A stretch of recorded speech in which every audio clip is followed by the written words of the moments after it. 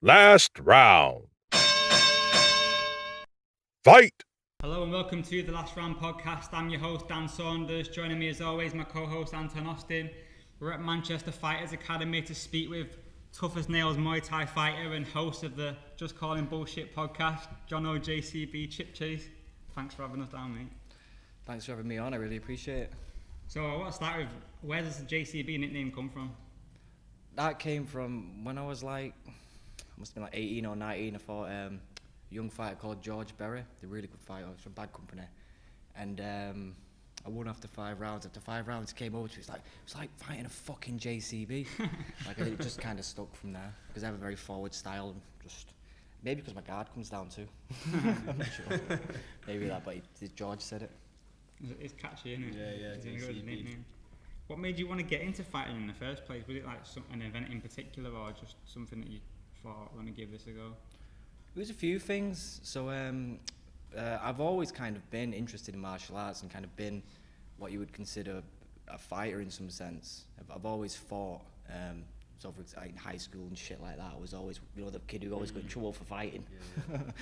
And my dad and my sister, we were going to a gym called Mr. M's Fight Factory.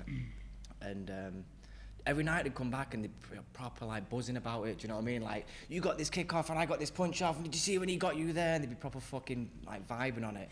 And I'd be there going, I don't want to go, I don't need to go. And then like after about a few weeks I went, I'm gonna have to go. And my first sparring session did really well. It just kind of led from there. I never stopped after that. I had my first fight against Diddy from your gym. No way. Did you? Yeah, I did. My Right, first first decision fight. was against him, yeah, and we drew. Right. Was he Yeah. at Master Skens back then? Yeah, he was. Yeah. Yeah, he had Paul in his corner though. It was a million years ago, it feels like now. But yeah, and then it just went from there. How long ago was that? That must have been like 14, 15 years ago. Bloody hell, long time ago. Did his days, eh? He was good too, did he? He had Yeah. some moves. Yeah, he's a good guy. You fought on a lot of different events, like Raw, Yakao, MTGP.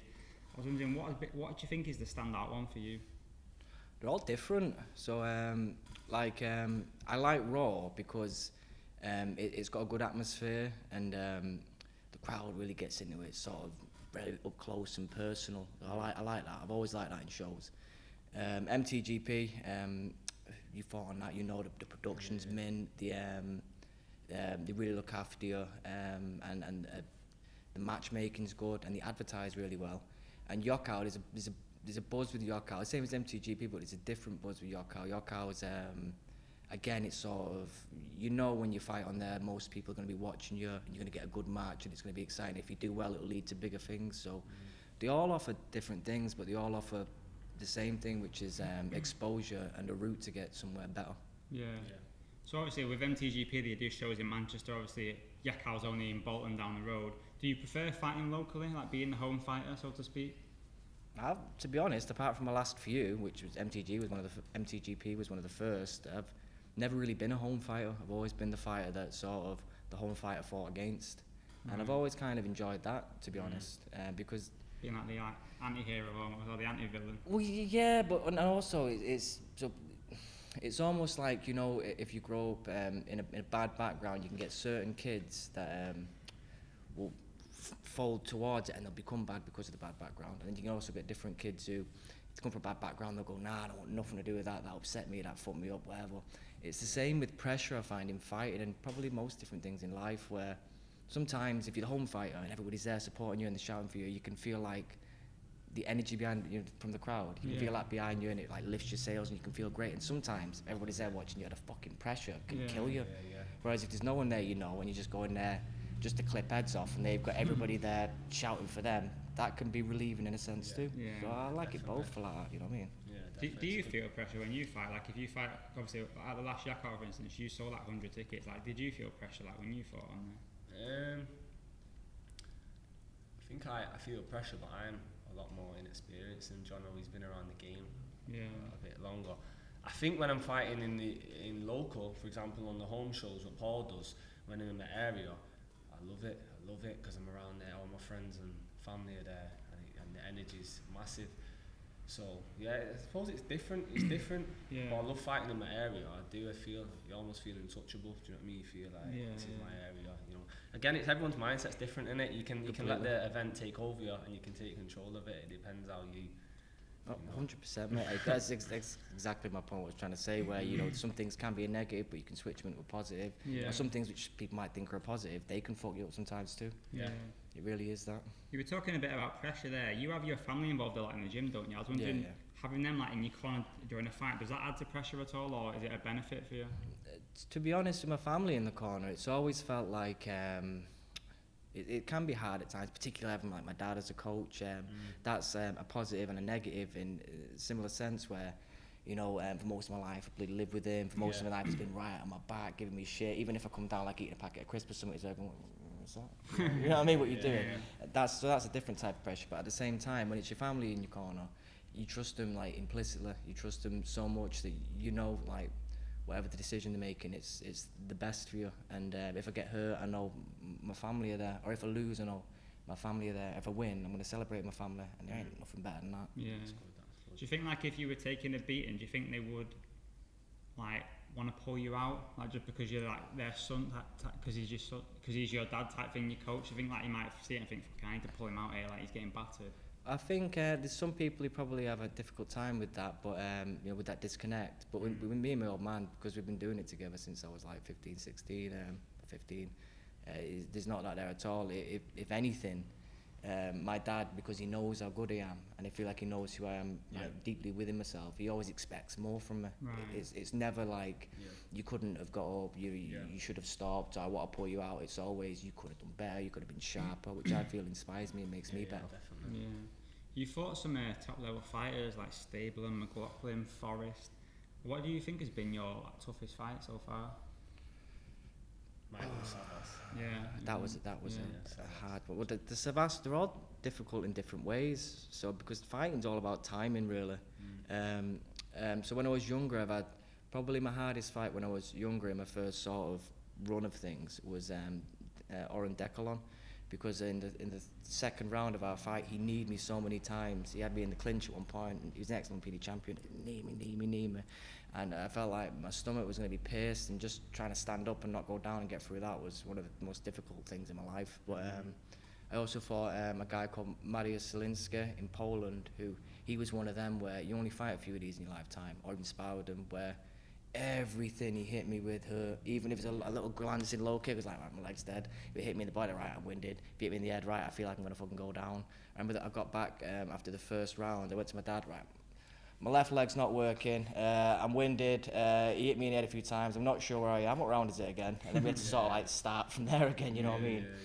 Me was difficult. Keith was very painful, and I have big respect for Keith, so I just wanted to say that too. Keith's one of them where he was number one at 59 for a long time, and he always kind of, the way I saw it, defended the realm and fought everybody who he could, and he's fought so many people who are good. He even fought Paul. He's a great fighter, Keith. But he's a mean man, and you can tell he works in construction, building and stuff. He's a strong guy, you know what I mean? That was disgusting. I think he caught me with a liver shot with that horrible left hook he has in the first round. I got to the fourth, but man, I think he must have dropped me 4 or 5 times in that horrible fight. He was a painful man. The Savas one was difficult just because I was coming back. Right. You know, I was 3 years out, and I only had maybe like 8 or odd weeks to train for that. So that wasn't a great idea, but I did that. Does it surprise you seeing his development now and go on to such big things that he's doing? And did it surprise you, or do you think? No, I felt it. It's the same with Stabler, and I'm sure as you fought Stabler, you know when you fight someone who's just that clean, you feel it in the ring. Sometimes I fought people where I know I could have done better, you know what I mean? And not even just in training, just in my mindset, in the fight. And sometimes you fight people where you know, even on your best day, it's going to be at best 50-50. You're going to have to catch them with something, you know what I mean? You're going to have to fucking hurt them. And with people like Savas and Stabler in particular, I felt that from them. Just clean fighters, you know what I mean? You talked then about, like, kind of knowing that you could have done better. Does that play on your mind after a fight for a while? Or is it once your fight's over, is it just like, just erase it from your brain and move on? It used to play a lot more on my mind, but I think now I'm trying to get to the point where you have to have both. It's sort of anything that's real in life at the moment seems to me quite oxymoronical. So what it seems to be is you have to analyse it and you have to go, if I didn't do as good as I thought, why? Was it something in my mind? Was it something in my training? Was it something that led up? Do I have to have certain rituals? Did I break a ritual? If I break a ritual, which you always have to break them now and again, should that necessarily mean I'm going to do worse? Or is it something, or is it push it back to the side, just move forward, try and get as much positive thoughts in my head and try and just look forward to what could be in the future and try and really push that.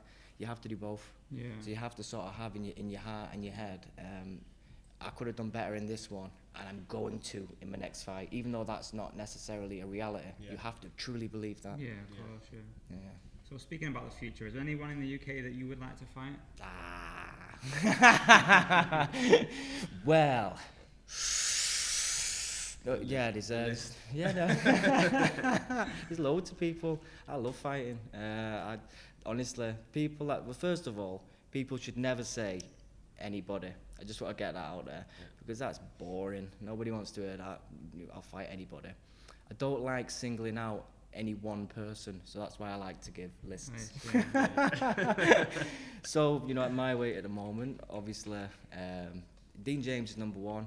It's always good to want to fight the number one in your weight, so I'd like to fight him. That should always be the ideal of any fighter. I know he has different plans at the moment, and that's cool with him. You know what I mean? Me and him are fine, but... That 59, yeah. 59, yeah. 2 is... I think Tiano's number 2. I think I gave him that. So, Tiano, I'd like a rematch with Tiano. He's good. And you fought him, sorry. I fought him. I lost to Tiano, Okay. It was last year in between me fighting Elson and Jose. I fought Tiano on Raw, and he beat me. And just going back to the mindset before I get into the list again, I'm going to go on a lot of sort of diatribes. You better get ready. An interesting thing about that one, that taught me a lot, the Tiano one, because I've told one person this. I told one of Knowles' students this when I was speaking to them. It was a very interesting lesson that I learned from it, which was, I thought when I saw Tiano, right, and this is a big lesson for me, I thought, I'm going to take him out, I'm just going to knock him out. He's good, don't get me wrong. And when I say this about people, if I say I think I'm going to knock him out, they always get offended, I think the shit or whatever. Yeah. I can think someone's great and still think I'm going to knock him out. Yeah. And that just is my belief. Anyway, I thought I'm going to knock him out. He's great, but I am going to take his head off. And in doing that, I did 2 bad things in my camp. The first thing was disrespected and kind of overlooked his coach, which is Christian. And Christian's always sort of been... He's always watched my fights, you know what I mean? He knows me, he understands me as a fighter. So the second I overlooked him and was just focusing on Tiano and what I might do to him, that was the first mistake I made, which mashed me up. And the second was in that camp, because I was so confident I was going to murk him. I wasn't listening to my camp either. So I disrespected his and my camp. If you do that, you ain't going to win nothing. That's why I believe, that's the lesson I took from that. I was too aggressive and I was just sort of on my own ship at that time, which you can't be like. So Tiano, anyway, I'd like to fight Tiano. 3's Stabler. I know he's just beat me in my last fight, but I'd like to fight him again. I'd like to fight anyone again. I'd fight Anton. Love to fight Anton. He's a good fighter. Yeah, it would be a good one.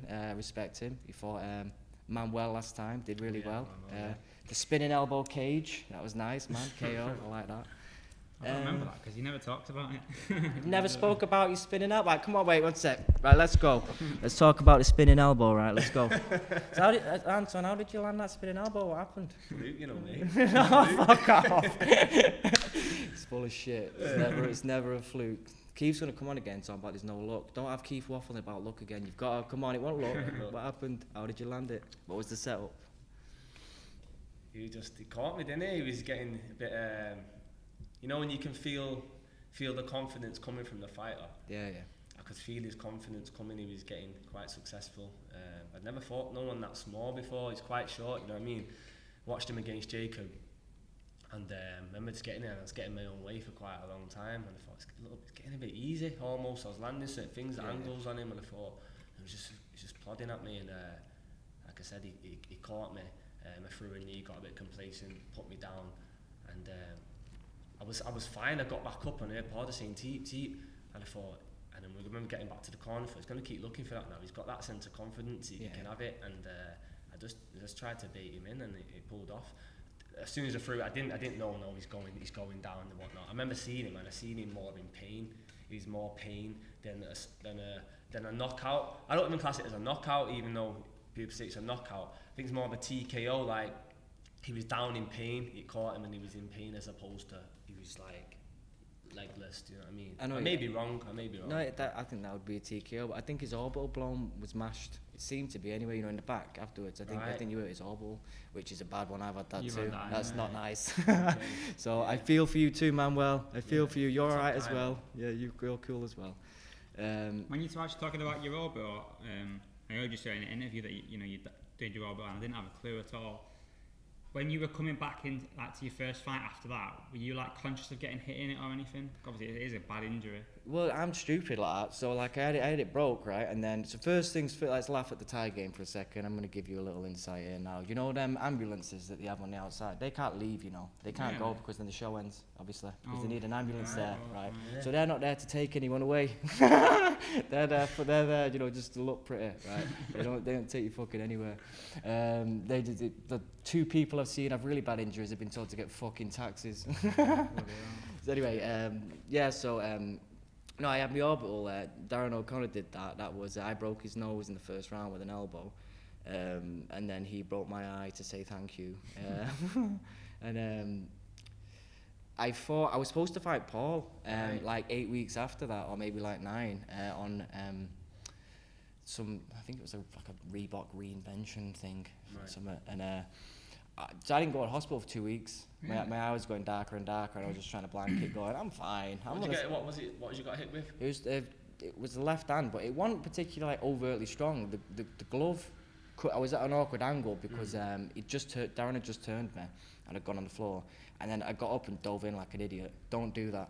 Got up and dove in like an idiot, and he just did like a straight left, and it hit. His glove covered my eye, and I heard a crunch, and so I like opened my eyes on the floor, tried to stand up, and Darren Phillips was sort of like counting me, and he was looking at me, and my vision was sort of really weird blurred though, like if I tried to pick up this cup at that time, because your eyes sort of track together, you know what I mean? And my right eye stopped tracking, I didn't know what had happened at that point, so my depth perception was thrown massively off. So if I would have tried to grab this cup, I would have been like this. Yeah. Right. So when I'm trying to walk and move, it wasn't working right, so it's like, nah, you look weird, stopped it. Yeah. And good then, stoppage. Yeah, no, it was a good stoppage, it was. And then I was supposed to fight Paul, so I waited 2 weeks to go to the hospital because I thought I still want to do that fight. It was a massive fight for me at the time. And I had to go because it went black, it went weird. And went to the hospital, got it checked out, needed an operation, thought blah, blah, blah, did it. Then I went travelling after that for a bit. And I came back after maybe 2 years of travelling or a year and a half of travelling, and I fought Bartek Miacic at 63 kilo, and I beat him. And then my daughter was just about to be born. So I was like, I can't do this anymore because I'd had the eye thing, and then because I had my girlfriend at the time who was pregnant ringside. When I was fighting, I just didn't feel that same meanness, that same sort of. Yeah, I did. Yeah, like a bit of genuinely did. Shoulders and stuff like that. I really did. I felt. And if you watch that fight, you'll see, like, people who know my style now and watch that, they go, Jonno's being very technical and sort of being kind and pulling back and just trying to work the distance and starts, because I didn't really want to be in there. I didn't have that fucking, I want to get him. You know what I mean? I had my daughters there and my eye better not fall out. But then after that, I had another 3 years out, and when I came back, I was going through a lot in my life. So I just thought, the one thing I've always had in my life has been battling and fighting. And I felt like quite a weak guy at the time because I had that removed from me, and I'd become vegan, and I was trying to be basically somebody I wasn't, and live a life that I just couldn't. And then when I saw Brendan Loughlane fight, and a few people made sure to grab the guy who runs Tanko, Jamie Lee's like, get me on your show, I want to fight, I've missed this, please let me whack someone. And he was like, okay, I'll get you on. I was fighting like 8 or 9 weeks later, and then from then it's just been a building process. Yeah, I saw you did an interview, and I can't remember who it was with now, and you were talking about your injury and stuff, and I remember you saying about, going to fight, watch Brendan Loughlane fight. Yeah. Anyway. So, also going back to earlier on with your dad, has your dad always been your coach? Muay Thai. Have you ever trained at any other gym or fought under? Well, I've trained at other gyms, but always with my dad there. So My dad originally was a student of Toddy's. This was a long time ago, when he was much younger. And he had a few fights, one of the funniest being he knocked somebody out on a break and got a draw. It doesn't, the apple never falls far from the tree. And he was always quite like I was, a temperamental and sort of, I wouldn't say a violent person, I'm quite calm, I'm not violent, but we have that sort of beast within us, and he didn't have anybody to sort of guide him. And then when I started to come of age, and he sort of weirdly sort of synced in, because he'd had an accident and he had to sort of try and get himself better. So he went to originally a gym called Mr. M's Fight Factory, which is Kevin Morris's gym. And him and my sister were training there, my sister to lose a bit of weight and get fit, and my dad just to help his recovery. And when I went there, we all trained under Kevin for that period, but I also trained with my dad, and my dad has always done that. He's the same with a guy called Anthony Musa, who's a martial arts teacher. He's Brendan's coach. They've always, I remember being like young and they'd be training in my back garden, you know what I mean? It's always been the same. We went from Kevin's to, there was a small period where I was training with my dad in Frank's gym in Wivenshaw. That was when I was super young. I fought Jordan Calder, that sort of time period. And then from there, it's just been me and my dad. What's your dad's opinion on it? Like, in times when you thought you're going to have a break, you're going to go travelling, or, your daughter was being born. What was the relationship like then with your dad? Did he understand it? Did he, say, Jonno, come on? What was his view? Has he always been understanding? I can imagine it being quite difficult being a dad and being a coach and merging the two together. Yeah, 100%. So the thing with my dad is, it's always the same with dads. It's tough love. I've got my kids now, and I'm the same. And with my old man, he's always kind of known what's best for me, and I've always been the sort of rebellious, stupid son. You always have to be, don't you? It's the thing. You always got to be the stupid, rebellious son. So that might be when I was younger. Even if I love training and I love fighting, he'd be like, right, you've got to sort your diet out. You can't be drinking 2 weeks out from fighting. What's that in your mouth? What are you doing? Stop it. And I'd be like, oh, okay, or whatever. And then when I wanted to take a break, he'd be like, well, you should at least keep your training up. Take a break or whatever, but still don't fight or whatever. Sharp, and try and keep your sort of mind clear, because it becomes a coping mechanism. Training, especially like us, you know what I mean. You have to train consistently and often. It becomes sort of like you become institutionalized to the fight game, and to sort of pull that coping mechanism away from myself. Even fighting is a coping mechanism, bizarrely, and to pull that away. It's quite deep when you look at it like that. It's true though. It's true. And it wasn't healthy for me. So he always wanted me to keep my foot in, so I at least, kept sane. But that's what led me into philosophy, funnily enough, because when I left fighting, I was like, I have to fight someone. And I saw Hitchens on TV, so I emailed him, like, try to fight him with my words, and then he fought me back, and that's how all that crap started. I was going to ask you about Hitchens. I may as well ask it you now. So I've seen you talk about like you built a friendship with him. I was wondering, what was it that drew you to him? Like a lot of people found him to be like quite a controversial figure in terms of his views. Like, he's against religion and stuff. What like drew you to him? So these brothers, Christopher Hitchens originally was, for me, he was the sort of the first, I'd call it my first enlightenment. When you hear somebody speaking, you go, that guy just has a sexy voice and he's speaking sense. Do you know what I mean? It just sounds good. It's just smooth. It's just oiled. It's just good. Anyway, and there's four of them. So there was him, Sam Harris, Richard Dawkins, and Daniel Dennett. They were called the Four Horsemen of the Apocalypse of Religion, basically, in the early 2000s, moving on. And Christopher died, and his brother Peter Hitchens is just as much a controversial figure, but on the opposite side of the political spectrum. And I saw him arguing on, I think it was this morning, it was something like that, about how addiction wasn't real. And I'd done some research into that, because I'm a bit of a neurotic person, and I always do, like, if something gets on my head, I have to sort of go, right, let's get all the books out, I have to know what that means, I have to understand it, and it'll itch me until I sort it. And with him, I knew quite a lot about addiction, so that's how we first started, and it went from addiction to God, and then I just always thought he was wrong, and he always thought he was right, and that's how we became friends. It's a good way to build a friendship, though, and it's good that you can have, like, debates with people as well, though. Like, I like having debates with my friends, even if like I think they're wrong or whatever, and they think they're right. It's good to just go back and forth. That was probably my favourite thing about uni, just kind of debating with people back and forth about topics. the shit thing about our sport sometimes, you know, and it really is. So people talk about why the sport ain't like exploded and all of that, and they always bang on about it might be like the Y crew, it might be like the fucking the rounds, it might be the scoring. And personally, I think that is somewhat in the way of it becoming popular. But more important, I think, than any of that is the false notion of respect before a fight, you know what I mean? Where you can't say what you genuinely believe. And I'm not saying, like, chat shit, because that's not good.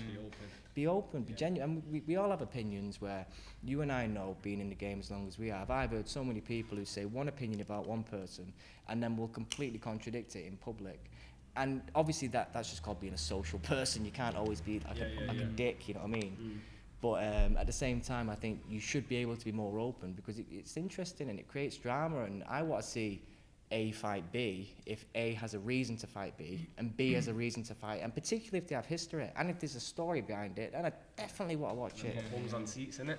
Of course, and that's what sort of gets stunted by the idea that, like, you know, if me and Anton were going to fight, he can say, you know what, I'm going to knock Jonno out. And even though he's got decent hands, you know, I don't rate his clinch, and I think, you know, his chin's suspect, and I'm going to punch it. And I wouldn't go, Anton, I thought we were friends, though we were going to fight. I'd say, do you know what I mean? I'd go, that's cool. And I might have a different opinion. I might think it's going to be a dead difficult fight. I might think I'm just going to go, pop, and he's dead. But we should be able to say these things at least somewhat, and it sort of be still like rational, and still be able to go, all right, okay, cool, I'll see you later, and I'm not gonna like whack you in the face. Do you know what I mean? Yeah. I was going to ask you, because you had a funny back and forth with Dean James and Josias the other week, and I was going to ask you, do you think that's what the sport is lacking? You know, being able to hype up the fights and go back and forth and have a bit of trash talk, because it is very, like, you know, pally. Well, yeah, and it's not even really pally.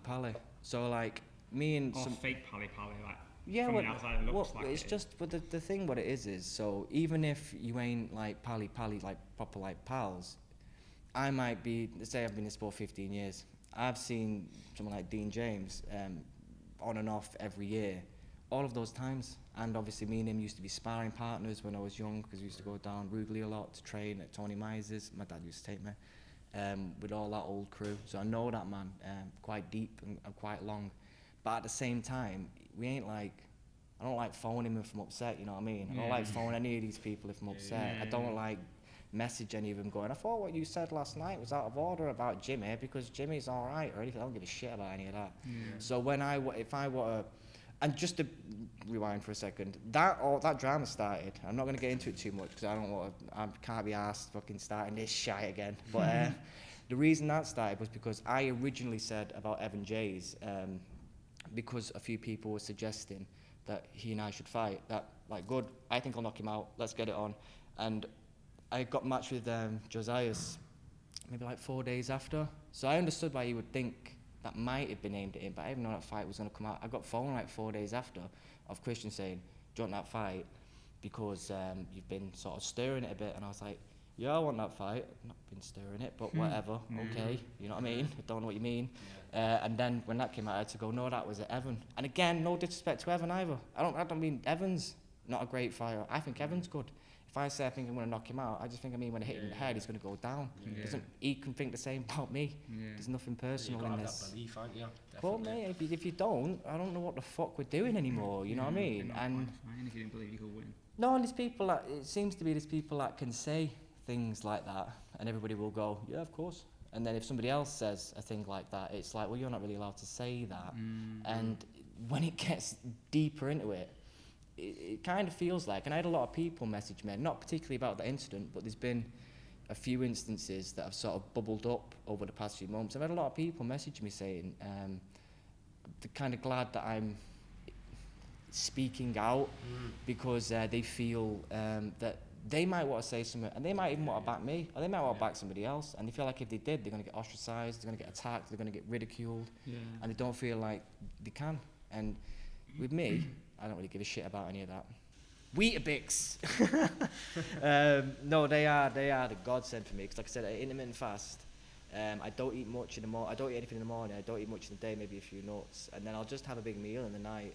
And then if in the late night, sometimes I'm not eating much, and I'm training hard, like maybe like 12 o'clock, I might be like, I'm still fucking hungry. I'll have like 8 Weetabix. 8 Weetabix. Yeah, man, 8 Weetabix. Hey, there's been times that my dad's seen me like, with a bowl, and he's been like, how many are in there? And he's not believing. He's been like 15, 18. I'll take a box down if I have to. No way. Weetabix needs to get you for the sponsor, don't they? Weetabix, motherfucker. Not much. Well, it's just one of them. They just fill you up, and there's not much excess in them. You know what I mean? Yeah. It's pretty good idea, actually. I never thought Yeah, that. I know, yeah, I do. And frozen grapes for weight cutting. You can't beat them either. Tastes like Solero, fill your stomach up. Really? Mm-hmm. There's no tricks of the trade here. I know. So I want to talk a bit about philosophy because I know that's something that you're into a lot. Who would you say is the philosopher that you kind of draw from most on your day-to-day life?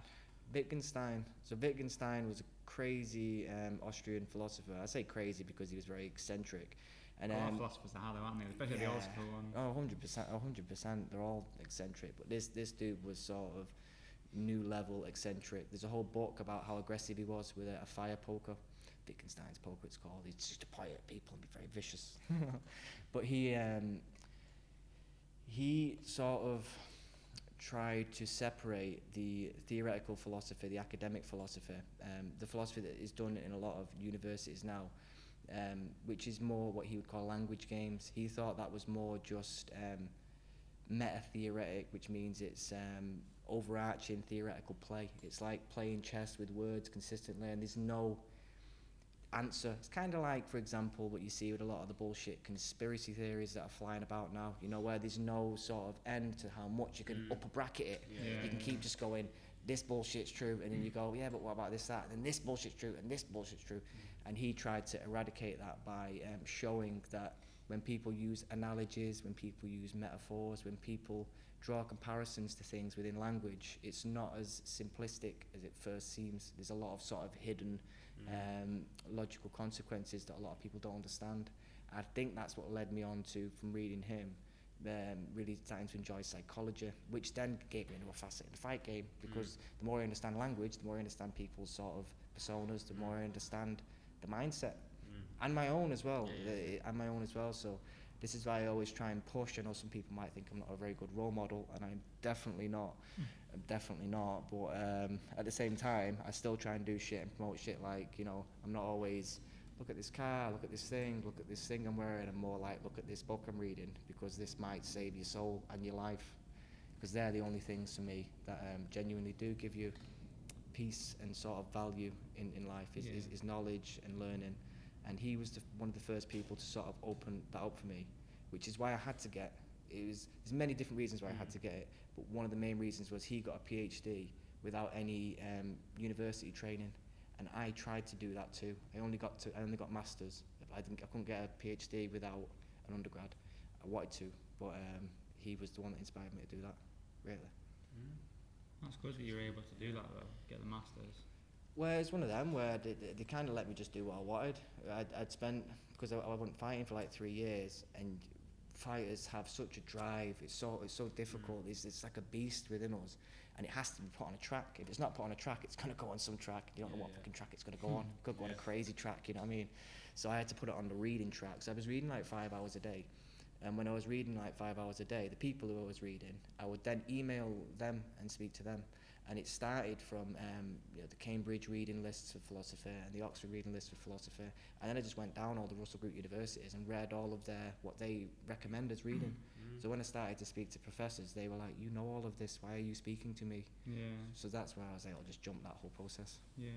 I did criminology at uni, and I think there's we studied a lot of philosophers' theories in criminology as well, like J.S. Mill, for example, on liberty, and how you can relate it to the modern day with even drug laws and stuff like that. Like he'd say any kind of crime that didn't directly harm another person, you shouldn't be you shouldn't be in prison for something like that. It shouldn't be a punishable offence. Legalised drugs is what he's talking about there. John Stuart Mill, let's go. Legalise drugs. Legalise weed. Legalise weed. Can we all chant that? Sorry, go on. No, legalise weed. That was all I was saying. That I think there was a lot of comparisons between the two, but I guess the reason why I preferred criminology in the end was it was a lot more kind of fact-based as opposed to trying to think outside the box or whatever, just dealing with numbers and figures of how many people are in prison and how many black people are in prison, like, and how that there's a difference or a disparity in the numbers types, that type of thing. I think that's why I preferred that in the end. More of a scientific thinker then. Yeah, it's a good thing. It's more of a descriptive thing. People don't understand philosophy. It's like fighting for me. So you get a lot of people who, which is just anti-science completely. So you get a lot of people. I don't mean it's anti-science in the sense of you can't use science to help you in fighting with certain, obviously, technological advances. I mean, it's not. You can't go, if he throws A, I do B, and that will always work. You know what I mean? It's more of a free-flowing thing, and that's why I always. It's the same with art for me. It's the same with music. All them things sort of branch and fit together. That's why I always liked philosophy, because it gave me room to sort of poke everyone in the eye, which I always want to do. So you've obviously got a podcast that I talked about in the introduction. What made you want to start your own podcast? Like you guys said, and I agree completely, we don't get our own voice a lot in this game. We're not allowed it. Well, it's not that we're not allowed it, it's just that it gets quelled a lot, it gets silenced a lot. So when you eventually get put in a position like this, there's a lot of people, and you'll notice when you have them on, who will sort of be taken back because they're not used to people asking them questions. So when you ask them, they'll be like, I don't know how to answer. Yeah, because they're not used to it. So it was one of them for me where I was like, I had a few things I wanted to say and get off my chest. So it was like, if ain't anyone gonna speak my name or say those things, well, fucking I'm gonna. And that's kind of how that came about. As all things with me, ended up being a bit more dramatic than it should have.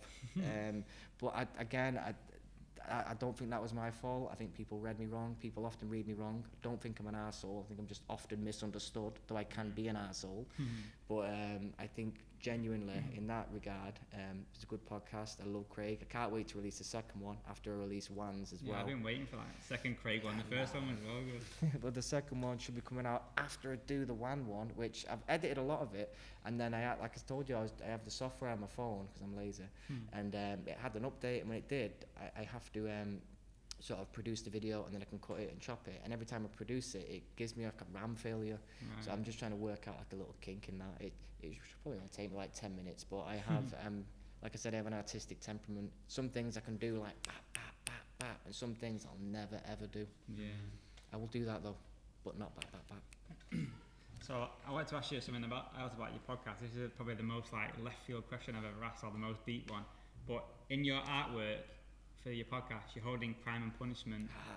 And the kind of theme of that book is that you have to go through punishment in order to feel redemption.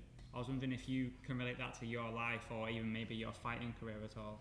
100%. I have Dostoevsky quote from the Brothers Karamazov on my back for the same reason. You understand? It's crime and punishment is for those who don't know, and you should read it if you don't. It's about a guy who sort of, he's an intellectual guy, and he's going through a very tumultuous time, generally to do with poverty, and he decides to commit an awful crime, and it's all about the psychology of the decisions he makes and how they affect the people around him before or if he doesn't do this massive crime. And the reason I wanted to have that is because that book is sort of for me, it's one of the most classical works on justice, and I believe the ultimate justice is the result of fighting, because you can't hide from it. It's impartial. It doesn't matter what I think. Doesn't matter what Anton thinks. Doesn't matter what you think. Yeah.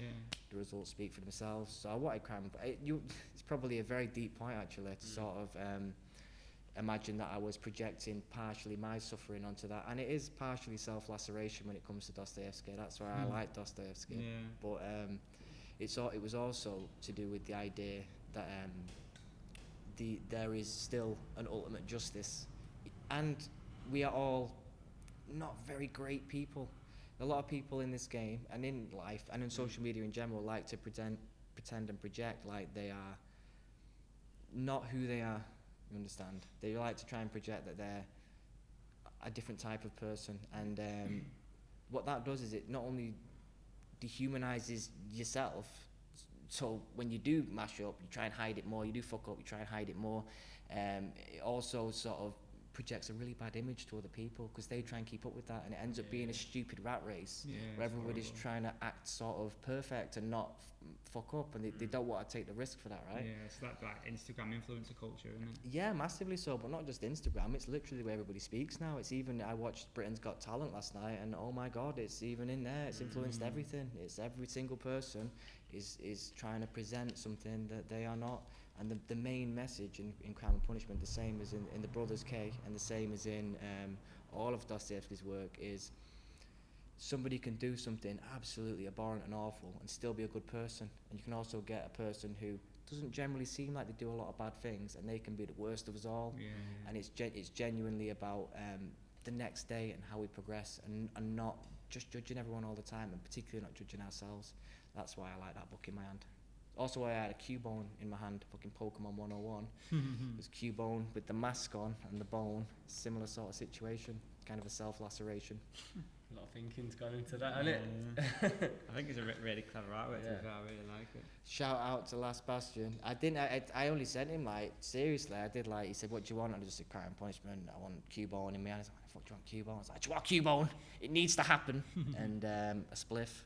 I think he did this. I didn't think I asked for the spliff. I think he just did it. I think he knows me that well. Yeah. Is the alcohol in it too? I'm not sure. But anyway, shout out. That was very cool artwork. And if you need any artwork, dive onto that person. I don't know whether it's a guy or a girl. I don't know who it is. Your secret will always be a secret. But we will find out in the end.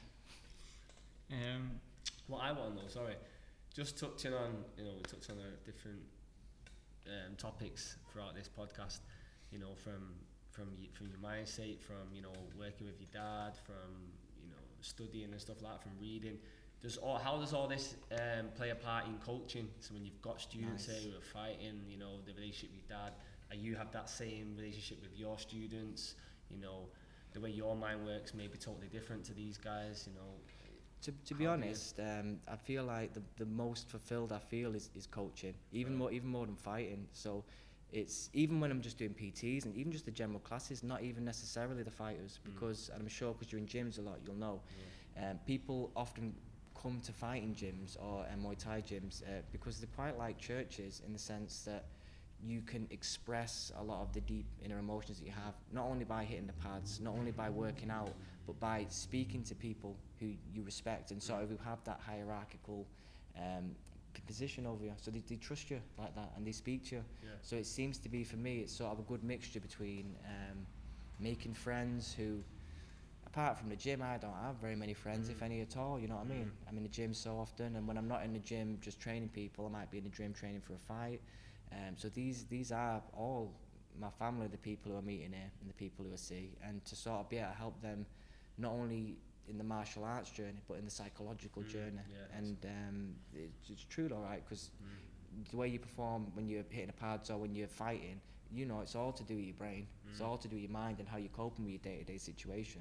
So it's no good being a coach and just teaching somebody how to kick. It's not gonna fly. They won't be able to do and be loose enough. They won't be good enough. They won't be able to approach and apply what you're teaching them. You also have to coach them through life partially, and to be able to just be a part of people's life like that is I'm so grateful for that. It's been one of the things where it's genuinely one of the main reasons I love this sport.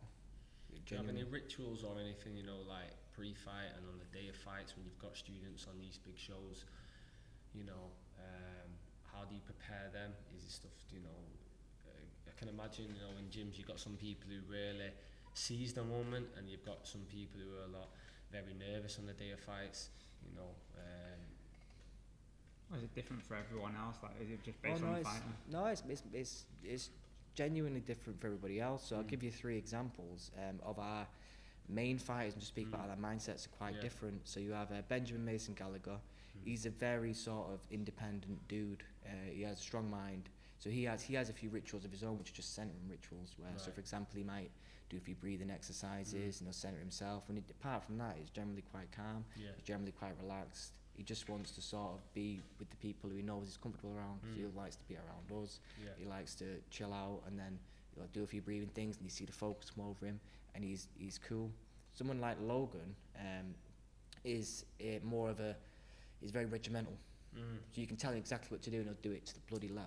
Right? So even an example of, it even boils down to, he has to watch, right? Even if he does a run on the outside, he has to time it exactly. He has to know his heart rate. He has to know the splits. He has to know precisely the sort of incrementation between whatever he's doing, right? Again, in the build-up, that's the same too. So with him, he doesn't like short notice fights. He likes to know when the fight is. He likes to have the proper preparation. Segment it all up. And then we have somebody called Ward, who is he had his first C-class fight on MTGP30, which is, shout out to you, Ward. That is a hard one to have your first C-class on. I think he'd only had one N-class too. So, but Ward is a bit like me more in the sense of he liked to play video games before he fought. And he was playing video games all night, just sort of disassociate from what's happening and just sort of stay relaxed. And with me, from when I'm young to now, I generally like to just completely disassociate from the idea that I'm fighting, because it doesn't, me thinking about it will only kick my adrenaline up. You know what I mean? I don't want that. I want it just to be relaxed. I want my fucking thing flat. Yeah, I'm the same. Like, even just in life in general, anything that I know I need to do that's like might be slightly anxiety provoking, I'll just try and just, you know, not think, just take my mind completely off it and like play a video game, or, you know, just something that, you know, where you won't even be, because once you start playing in your mind, you're thinking, shit, this might go wrong, this might go wrong, what if this happens? That's where the doubts come in. So I like to play Mario 3. Super Mario Brothers 3 is the fucking king. Emulator on the laptop. I've done it since I was a kid. Mario 3, Pokemon, any sort of childhood game that I can just sort of zone into for a few hours is my shit. You're type to phone fighters as well and stuff like that, you know. He said most of them there, they sound like they've got a set things that they do, you know. But, you know, we spoke to Frankie, didn't we, and stuff like that. Some fighters, some coaches ring fighters the night before, and, you know, like reassure them. Some coaches don't, do you know what I mean? Some of the corners are very vocal, they might slap the fighter, wake them up. Again, every fight is different, aren't they? You can do that to some, they might melt in there, they might crumble. Some, well, on that, my old man's sort of the head coach, and I let him sort of take the reins where it comes to, I don't let him, he takes the reins. If I tried to say I let him, he'll bat me. He takes the reins where it comes to dealing with the specific sort of mindset of the fighters. But there has been fighters who's phoned, and there has been fighters who is not. Someone like Ben, we don't feel the necessity of phone, for example. There's been other fighters where we have felt the necessity to maybe phone him just to give him a bit of comfort. It's not even a weakness. Having that conversation, it's not at all. You know, it can just be just a positive. Yeah, I think if I was a fighter, I think I'd want that like reassurance on that. But the weakness is just not admitting it. That's the only weakness. If somebody needs that to perform to the best of their ability, the coach needs to know that. He needs to know if he a bloody 3-hour phone call. What I like to be is just, I like to sit in a bath for a long time too. That quiets my mind, listen to just relaxing shit, and just be really introvert into myself. I know there's other people, there's a few people who are in the amateur level particular, but we also had one pro fighter who's like this too, who liked a lot of reassurance. Just depends on the fighter. Some people can take that reassurance and become lazy bastards. Some people can take the reassurance and they thrive off it. And the same with negativity. There's people, if you hear us riffing in here sometimes, Jesus Christ, the PC police would come down with Kalashnikovs and shoot our faces off. But there's some people who thrive off being ripped and riffing. And there's some people who thrive off, if you did that, they cry and run out. My last question I wanted to ask you, because you spoke about fighting Savas, and obviously he's like, you know, gone on to one and stuff. I was wondering if would you like to fight in 4-ounce gloves, or something you'd be interested in? Of course. I just think so. There's I know we've spoken a little bit about the sort of how the game can pull certain people back, push certain people up. I don't particularly want to get into that. But what I did want to get into, and it's a perfect sort of question, is I think one suits certain fighters' styles more than others. I think certain people, like aggressive fighters with strong hands, they would do better in one. I think that's kind of my style. I know I can do most of it if I want to, and if I'm interested in teeping, I'm interested in kicking or whatever. But I think probably if someone were to say my most dangerous asset, they'd probably say my hands. So I think little 4-ounce gloves and just being able to let loose and go blasting, I'd love to do that, mate. I'd love to do that. And he's not too technical. He's Even technical, but he likes to stand in. And just clash. And with that, I don't, like I said before, I fought Jose and Stabler, and I'll always say before I fight anybody, when it comes to winning or losing, I'm too long in the tooth in this game to ever give a shit about that. I don't care about what people think and the perception of that. All I care about is fighting. And my dad said it to me when I was 16, right before I fought Aaron O'Callaghan. He said to me before my first A class, because we were speaking about it and sort of I was questioning it a little bit. I was sort of questioning myself a little bit whether I was ready to do that. And my dad said, you know, I think the more brutal it is for you, the better it will be. And I thought, that sounds actually about right. And he was right. And I think that is true of me. So give me little gloves, let me explode on someone's face. Not in that way, you dirty minded bastards. No, let me get clacking, you know what I mean? It's fun. And if I get knocked out, I get knocked out. If the person gets knocked out, they get knocked out. That's always my sort of mantra and my style. And you know I'm coming for war. So yeah, I'd love that. What's your plans for the end of 2020? Hoping to get back out there? Or I should be fighting on Raw. I should be, but with the way things are at the moment, it's difficult to put a true pin in it. I'm going to be training anyway. But if that don't pay off, to be honest, this, like I said, you should never say you want to fight anybody because that's boring. And you should always be able to at least pick a few names that you would like to or want to fight, and then hope to sort of angle into a show on that. That's how promoters get hold of you too. That's how you're gonna. So if I'm a promoter and I'm looking to match Anton, if somebody's been saying they want to fight Anton and they're a bit of, then do you understand? It comes together. Makes it easier, doesn't it? Exactly, it comes together quick and well. So you should have a list, and I have a list in my head. The list in my head, just to make it unclear, to make it clear and to make it unknown in certain terms known, is anybody from 57 to 61 who is around sort of my experience or less, and he wants to fight me. Give a shit about anything else. 57, 59, 61, any of them, let's fucking go. There you heard it, guys. Right, Thank you for having us down, I really appreciate it. Thanks for having me on, man. I enjoyed that. That was cool. Thank you everyone for watching. We'll see you again soon. Bah, bah!